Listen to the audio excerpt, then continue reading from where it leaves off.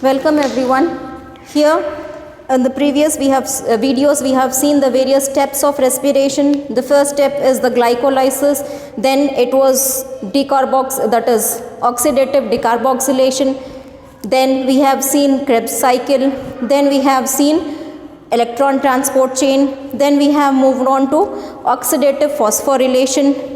So where we have seen how NADH2 will go through a series of electron acceptors and they give out water. Along with the water, the electrons will be pumped into the intermembrane space during electron transport system. Okay, and the pumped electrons into the intermembrane space, they will tend to go back. So during oxidative phosphorylation,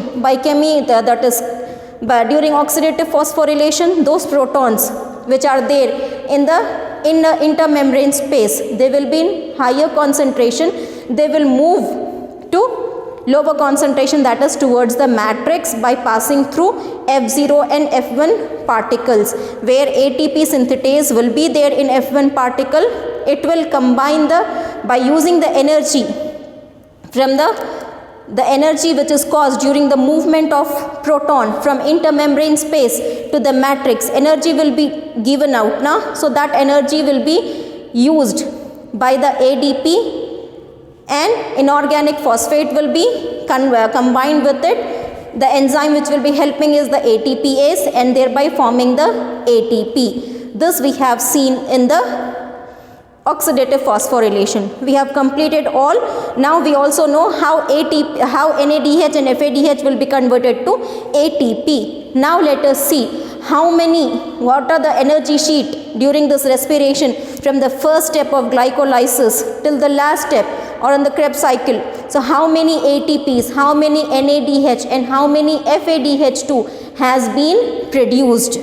Okay, has been produced. So let us see this energy sheet.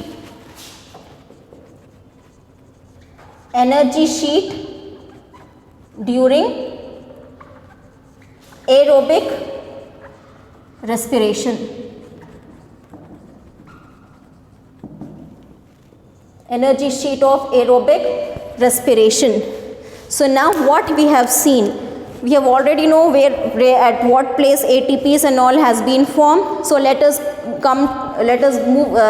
see in what process, how many ATPs, how many FADH2s and how many NADH2s has been formed. So the first step is glycolysis.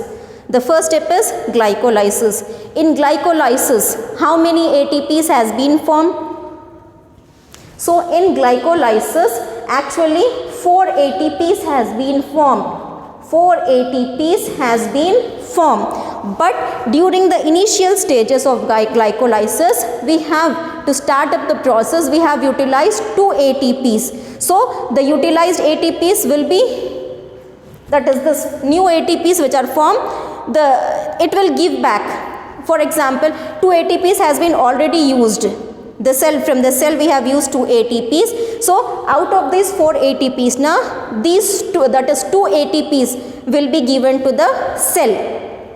During the starting process, we have utilized 2 ATPs to start up the process. During the initial reactions of glycolysis, we have used 2 ATPs. Okay, and after the end of glycolysis, 4 ATPs have been formed. So these 2 we have already utilized from the cell now. From 4 ATPs, 2 will be given back. 2 will be given back to the cell. So the net ATPs will be 2 ATPs, because 2 are already taken by the cell, because cell has given to start up the process. During the initial reactions of this process, whatever the energy was there in the cell in the form of ATP has been utilized. So we have given back 2 ATPs to it. So the net gain of ATPs during glycolysis is 2 ATPs. Formed is 4. Okay, out of the 4 formed, we have returned the 2 which we have taken from the cell during this first reaction. So what are remaining is 2 ATPs. We have 2 ATPs remaining. So at the end of glycolysis, what we have got is 2 2 ATPs instead of 4. I'll write, because 2 has been utilized now, given back now. So now we have only 2 ATPs. 2 ATPs at the end of glycolysis. Okay. Now how many NADH2 has been formed during this glycolysis? During this fructose 1,6-biphosphate has changed into 2 compounds, that is dihydrophenoxyacetic acid and glyceraldehyde. 2 compounds were formed. Okay. So after which here in that case in there now 1 NADH, 1 NAD plus has been reduced to NADH2. So here at this step now we have got 2 NADH2. If you go through this cycle of glycolysis, you will see 2 NADH2 has been formed. One from one glyceraldehyde and second from another glyceraldehyde, because dihydroxyacid phenoxyacetone will again change into glyceraldehyde. So how many? One from one glyceraldehyde, 1 NADH2, and from another glyceraldehyde we have got, that is after this we have got one more NADH2. So during glycolysis, how many NADH2 has been formed? 2 NADH2 has been formed during the glycolysis. Okay. Now coming to the next, FADH2. Any FADH2s has been formed during glycolysis? No. No FADH2 was formed. So we'll put dash here. So the end product of glycolysis, what we have got? We have got 2 ATPs. At the end of glycolysis, what we have got is 2 ATPs and 2 NADH2. 2 ATPs and 2 NADH2. Now after this was the first step. No FADH2 was got in first step. Now moving on to the next. The next was decarboxylation of pyruvic acid. There we have seen pyruvic acid get mixed with the acetyl coenzyme A. Pyruvic acid mixes with the coenzyme A with the release of 1 carbon dioxide, and during that process 1 NADH2 has been formed.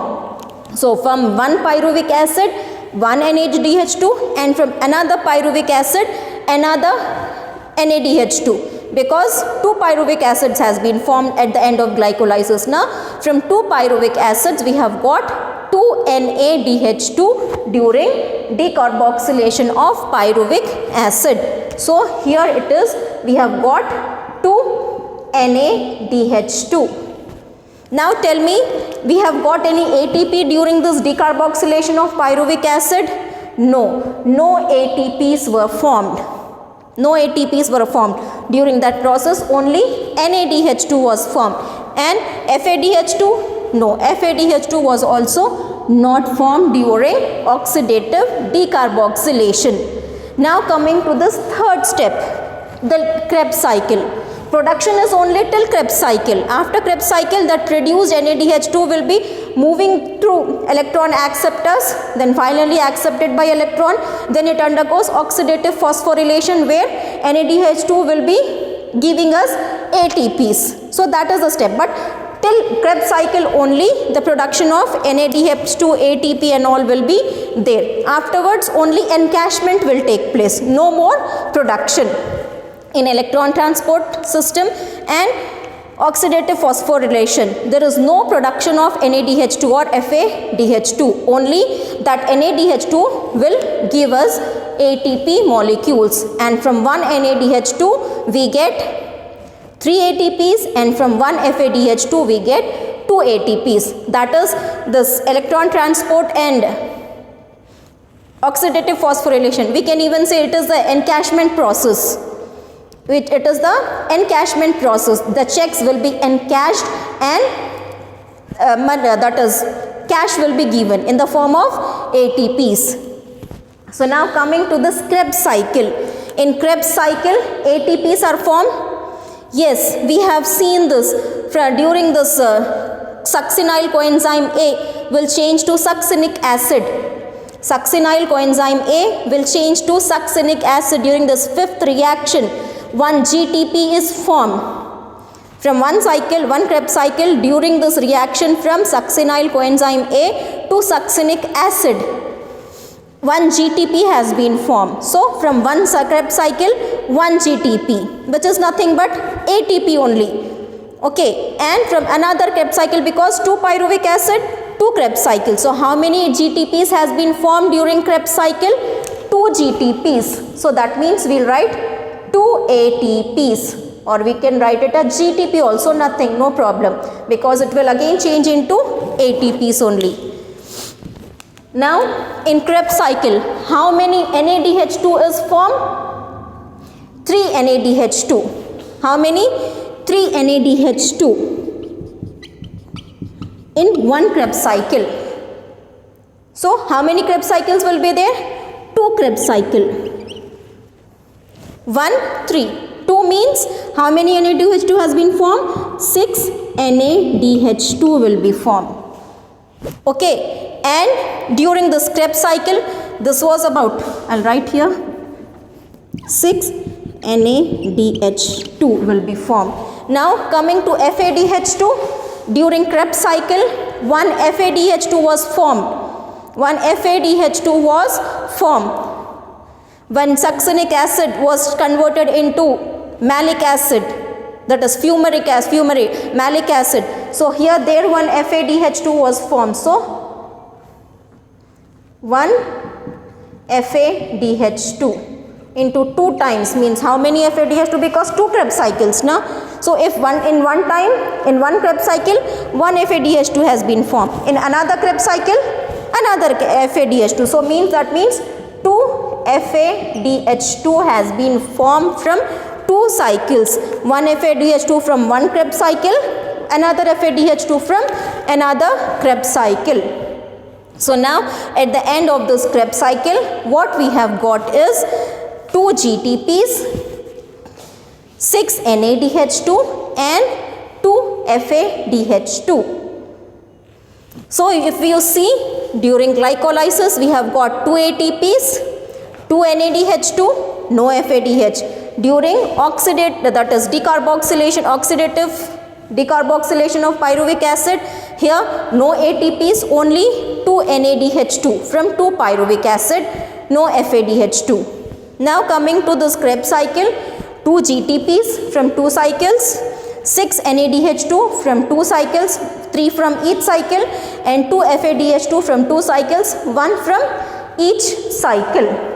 Okay, now coming to this, let us see this one. So from 1 NADH2 we get, I'll write here, from 1 NADH2 it will give rise to 3 ATPs, and 1 FADH2 will give rise to 2 ATPs. Now let us see how many ATPs, because this will be converted, this NADH2 will be converted into ATPs at the end during oxidative phosphorylation after going through series of electron acceptors. Okay, so 2 NADH2 from 1 how many? 3. From 1 3 ATPs, from 2 6 ATPs, from 2 6 ATPs we get. Okay, and from 2 again how many? 6 ATPs, because one will give 3, another will give 3. So 2 NADH means it will give 3 and 3, 6 ATPs. Now coming to this 3 NADH2 means 6 NADH2, that is 6 into 3, 6 3s are 18 ATPs, because 3 from one cycle, 3 from another cycle. So 6 NADH2. 6 means 1 is giving 3. So 6 will give 6 3s are 18 ATPs. Now coming to this FADH2. Here no FADH2. Here also no FADH2. Here 2 FADH2 from 2 cycles. So 1 will give 4. 2 into 2 is equal to 4, because from 1 FADH2 we will get 2 ATPs. From 2 FADH2 we will get 4 ATPs. 4 ATPs. So now let us count now how many ATPs we have got during glycolysis. 6 and 2. How many? 8 ATPs. Total 8 ATPs during glycolysis. During this decarboxylation of pyruvic acid, how many we have got? 6 ATPs. 6 ATPs. Okay, and the Krebs cycle, 2, 18 to 20, 20 and 2, sorry, 20 and 4, 24. 24 ATPs. So during glycolysis, we have got 8 ATPs. During this decarboxylation of pyruvic acid, we have got 6 ATPs, and during this Krebs cycle, we have got 24 ATPs. If we count all together, how many we get? 24 and 6, 30, 30 and 8, 38 ATPs we get at the end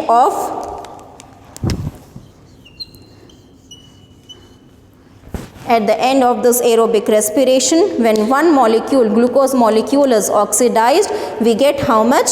38 ATPs.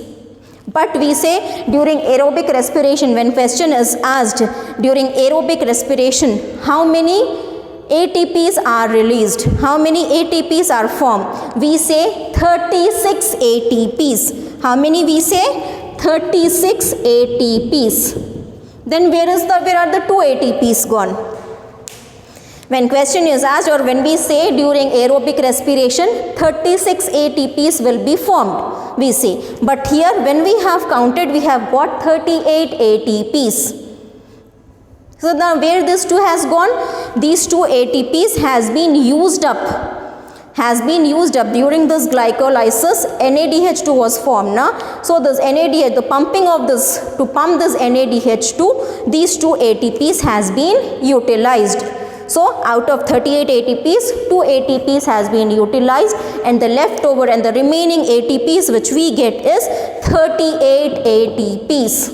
So during aerobic respiration, how many ATPs we get? 38 ATPs. Whereas during anaerobic respiration, at the end we get only 2 ATPs.